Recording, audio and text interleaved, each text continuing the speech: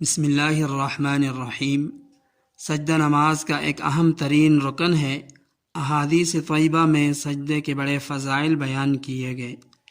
حضرت ابو ہریرہ رضی اللہ تعالی عنہ سے روایت ہے کہ رسول اللہ صلی اللہ علیہ وسلم نے فرمایا، بندہ اپنے رب سے زیادہ قریب سجدہ کی حالت میں ہوتا ہے، اس لیے سجدے میں کثرت سے دعا مانگا کرو۔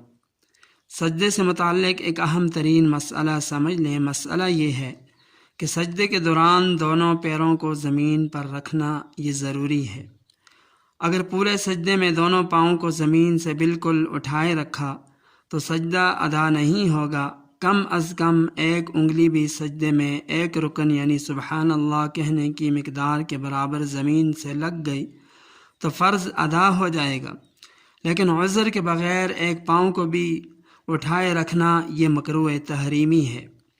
البتہ اگر کوئی عذر ہو تو پھر مکروہ بھی نہیں۔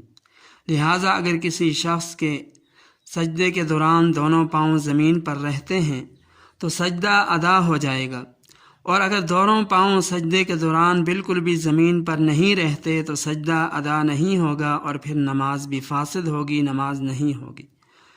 اور اگر سجدے کے دوران زمین پر پاؤں تو رہتے ہیں لیکن سجدے کے درمیان یا سجدے کے شروع میں یا سجدے کے آخر میں زمین سے اٹھ جاتے ہیں تو اگر یہ عذر کی بنا پر ہوا تو اس میں کوئی حرج نہیں ہے، اور اگر عذر نہ ہو تو یہ بھی مکروہ ہے۔ اس لیے سجدہ کا ادا کرتے وقت ان باتوں کا خاص طور پر اہتمام کرنا چاہیے۔ عام طور پر اس چیز کے اندر بہت زیادہ غفلت کی جاتی ہے۔ مزید اہم مسائل جاننے کے لیے ہمارے چینل کو ضرور سبسکرائب کیجیے، ویڈیو کو لائک اور شیئر کیجیے۔